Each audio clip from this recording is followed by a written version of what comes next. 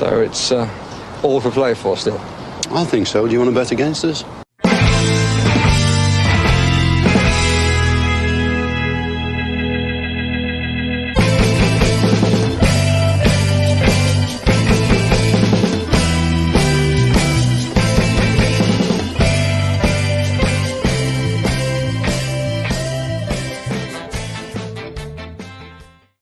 We're late. And I still got caught eating something. Hello, everybody, and welcome to For the Love of Pomegranate podcast.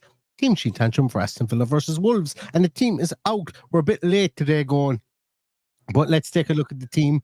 And he goes with more or less the same team. Well, it is exactly the same team, I suppose, really, that started the second half against... who did we play? Young Boys on Tuesday night with Martinez and goals. Konza, Diego Carlos, Pau and Dina, McGinn, Onana, Tielemans, Ramsey, Rodgers and Watkins. And that's his best 11. And I think that's probably, probably what a lot of people expected. So I'm not disappointed in that team whatsoever. The bench then is Joe Gauci, Kostin Djelkovic, Ian Matson, Lamar Bogard, Ross Barkley, Emi Buendia, Caden Young again after signing a contract during the week, Leon Bailey and John Duran. Is there someone missing from that bench, Paddy? No, there isn't. Sil Sprinkles was there the other night, but as we said, we had more on the bench the other night than we did. He played under 21s this morning, so yeah. Played under 21s against plus you had 11 on the bench the other night. We've only 9 for Premier League. Exactly.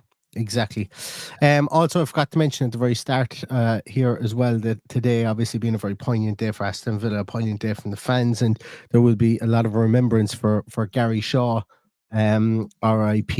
And I thought that was a really nice little touch that Aston Villa had today. I don't know, did you guys see that they have they kept his I can't play it. I'll just put up John Townley's version here.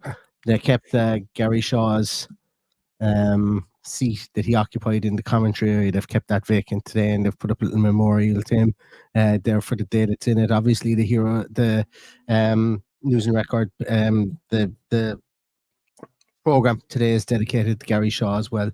I think that's quite poignant, and that's that's the way it should be. And hopefully, he gets the I suppose the respect he deserves during any minute silences or any minutes of applause or whatever the case may be, because big day for Villa to commemorate somebody who was pretty iconic for them in their greatest moment in their history. Oh yeah, well look, he's iconic in the Midlands as well, so you'd have to think that Wolves fans would show the respect as well that he deserves. That is quite poignant to see. I hadn't seen that till you put it up there.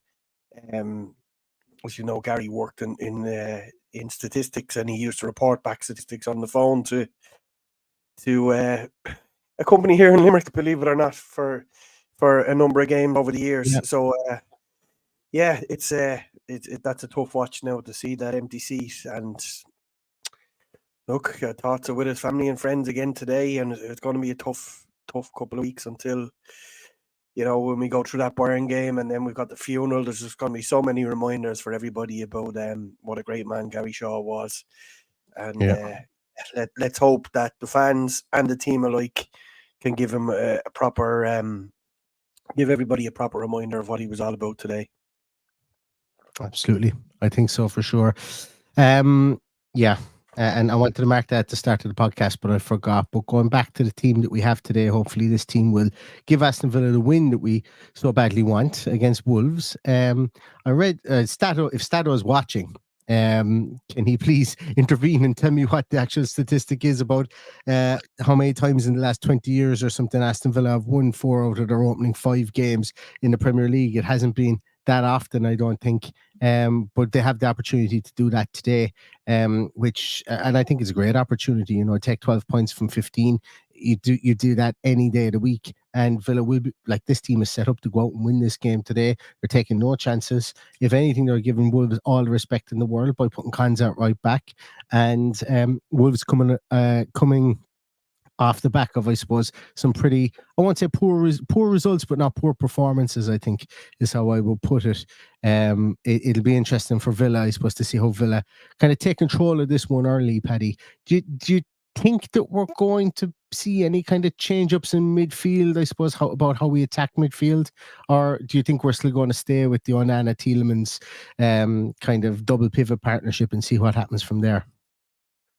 Oh, I don't see any change. If it's not broke, don't fix it. Obviously, we'll have a look at the Wolves team in a second, but there will be obviously a couple of jobs that will need to be done in there. Is it Andre the new signing from the Brazilian player? Obviously, he seems to be their main threat in there. So somebody will be deployed, I would imagine, to look after him.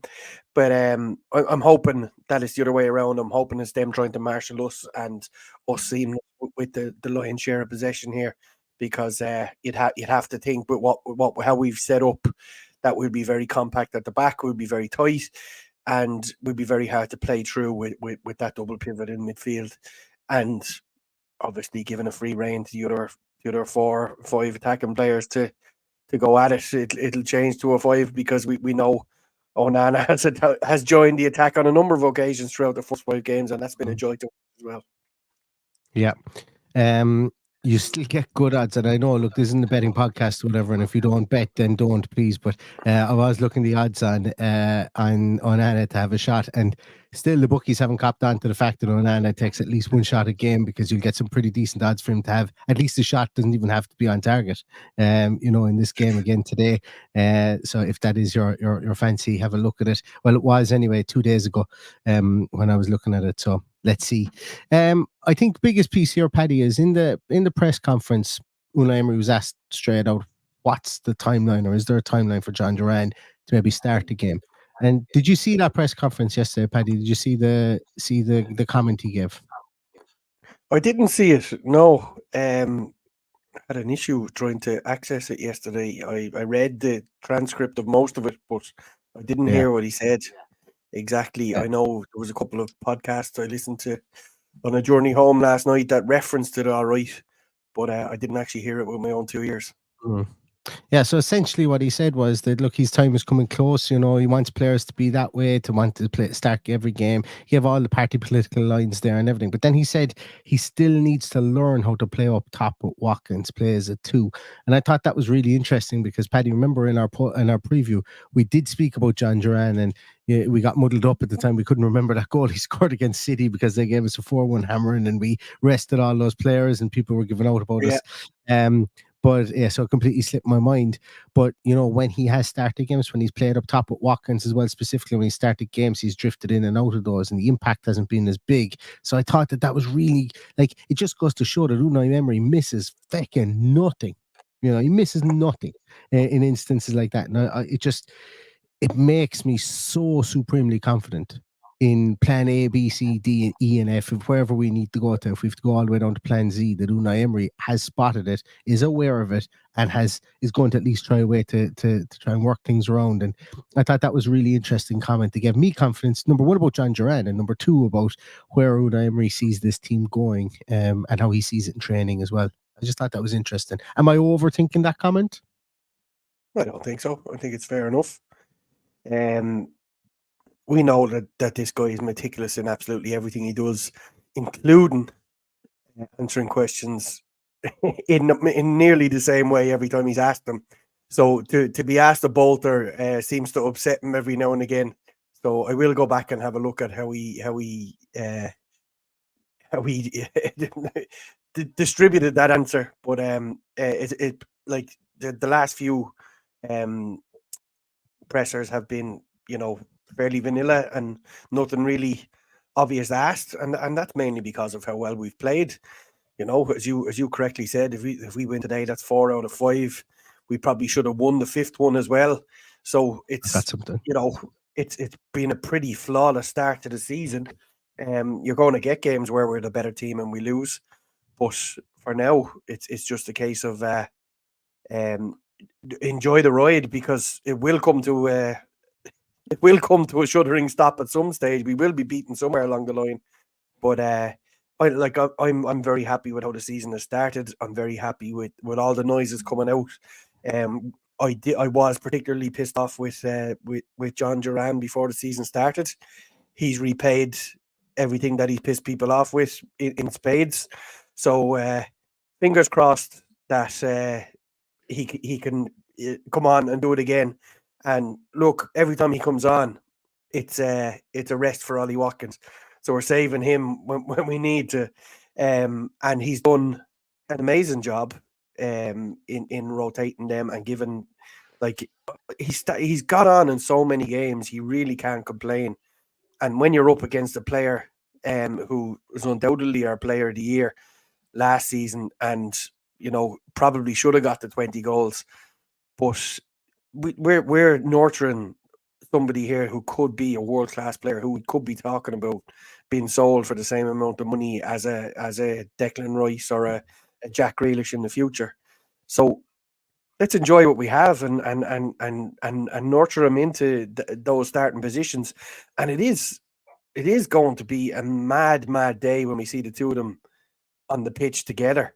And and if he does get to the situation where he can train the two of them to play together, who's going to be able to manage us as a team with that strike power and couple that with a Rodgers, a Bailey, a McGinn, Tielemans putting the ball through? It's going to be outrageous to watch. And look, there's no doubt John Duran starts on Tuesday. Whether he starts on Tuesday with Watkins or not, I just don't know. But let's enjoy what we have for now, and we'll.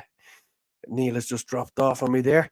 We'll wait till Tuesday and see what happens there, and we'll just focus on today. I don't know where Neil has gone there. We'll run you through the subs anyway. Gauchi, Nedeljkovic, Matson, Bogard, Barkley, Buendia, Caden Young, Leon Bailey, and John Duran, as we previously mentioned. It's a good strong bench. You take Gauchi and Caden Young out of there. Look at the experience that we have on the bench to come on and change this game is absolutely incredible. Can we pull up the Wolves team, Neil? We can indeed. Sorry, there. I had an intruder alert in my office.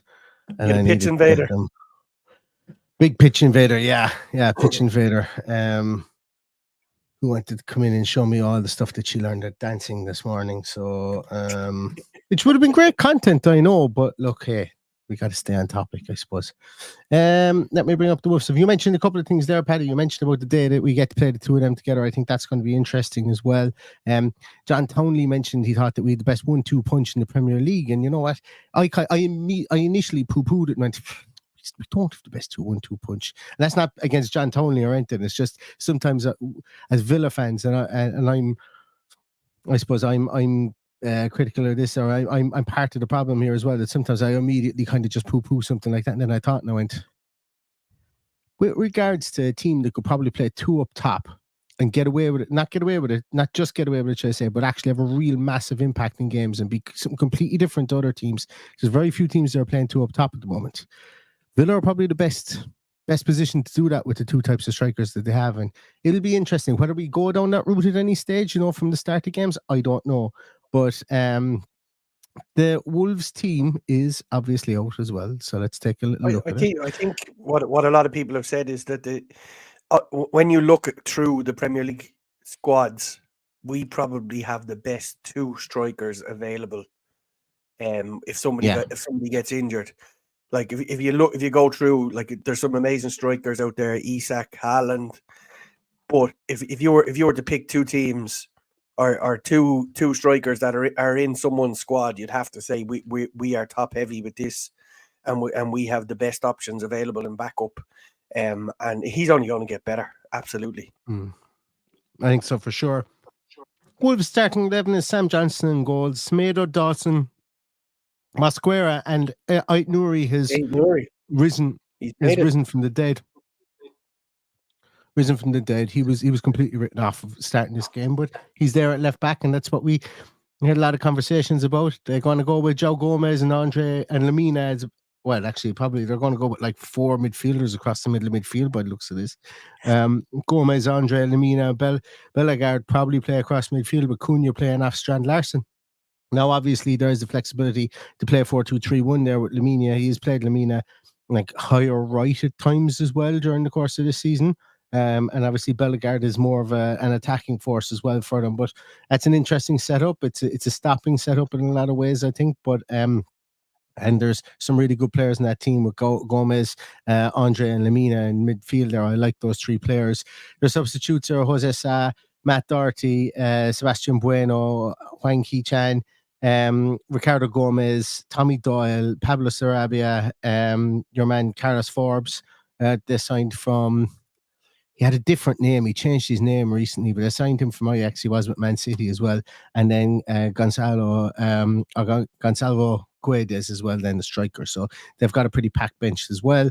Yeah, look, it's a team we should be capable of beating, I think. I think so. I suppose it'll be interesting to see what kind of form Eight Nori has he recovered totally. They did put Matt Doherty in that position on Wednesday night against Brighton in the Cup. And I'm not going to go down that road again, but that would have been my hope that we had up against them today. It's a strong team. It's probably their strongest team available, but still, you'd have to think that what we have is strong enough to beat them. And having put all that together, I'm going to go absolutely wild card today and go that we're getting a clean sheet. Morgan Rogers is going to break his duck, and we're going to win 2-0 today. That was exactly what I was going to say as well. I put on a bet earlier on this morning, Morgan Rogers to score, Amadou Onana to have a shot, both teams to have over 2 cards, because I think this one could get feisty, specifically if Wolves start throwing tackles in with that midfield and over 5 corners in the game. So that's I haven't put on a bet in months, but that one just kind of came to me in an epiphany this morning. So we'll see. But and Villa to win the game, but I think they're going to win 2-0 as well. I'm so sorry, guys. I'm getting beckoned from over here. We're going to have to wrap this one up a bit quicker than we normally do. So if you guys want to pop in your scores there, I might have to run away in a moment. Yeah, just looking here. So if you want to start popping in your scores there, apologies. We might you have need to run away, Neil. You run away. I'll run through the yeah. scores quickly when they're up yeah, there. I'm gonna call it a day on that one, guys, because I think the sooner I get to run away here, the better. But sorry about this. Thanks a million, everyone, Paddy, and I will chat. We'll definitely be back for the post game podcast. So I'll see you then, guys. Thanks a million. Thanks a million to Matt Hanlon. Popped in a super sticker there. Thanks a million. And also, I'm still getting DMs from people saying thank you for their subscriptions. They all come from Matt Hanlon, the patron sent to this podcast. So thank you so much, our good friend. Thank you for that. I gotta go. See you, everyone. Aston Villa to win 2-0. Up. Well, there you go. Neil said 2-0. I said 2-0. We're going to rattle through these scores, and I'll do the best I can. Captain Nugent is going 3-0 Villa. C Liney is going 3-1 Villa. Marine Boy is saying we must keep a clean sheet. I think that would be nice. Raphael, I won't chance your second name. You're going 1-0. I presume that's 1-0 Villa. Mike Kane is going 5-0. Sean O'Guihon. Challenge all my English listeners to pronounce that. 4-0 for Sean. Jer Dunleavy, hope you're well, Jer. Good to see you in there. 3-1. Duncan Kilburn is going 4-1. Dennis White, good to see you, Dennis. 1-0. Watkins goal. Matt Halloran is going 2-0 Villa, clean sheets. Yeah, I think that's what we all want to see today. Gav Deek is going 2-1 Villa. Rogers and McGinn. Dan Downey 3-0. Tom 3-0. Michael Huggins, good to see you. Michael 1-0 he's going for. Richard Knowles is going 2-1. Junior's going 3-0 Villa. Tom says up the Villa. Duncan says up the Villa. Rob Brown 2-0. Rogers, hopefully a pen. I think everybody wants to see who our penalty taker is this year. John Morgan's going 2-1 Villa. Decnal Bagnall hoping for a handy 3-0. We all are. We'd love a handy one today and a handy one on Tuesday. Big few weeks ahead.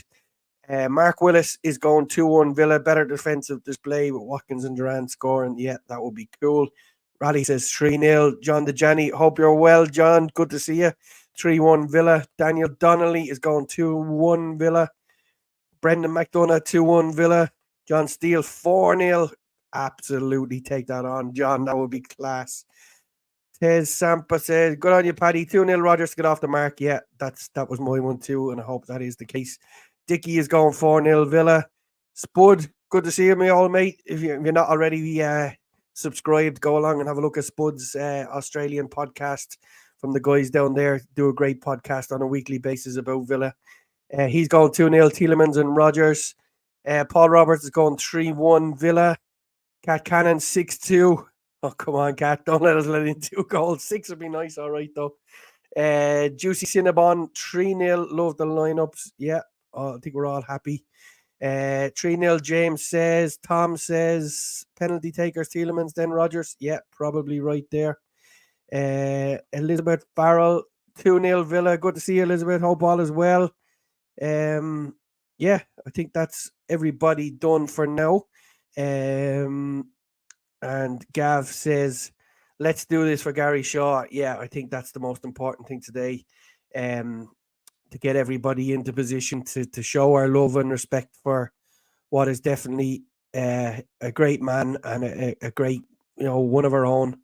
Absolutely loved the club, loved everything about Aston and all the places around that were very close to his heart.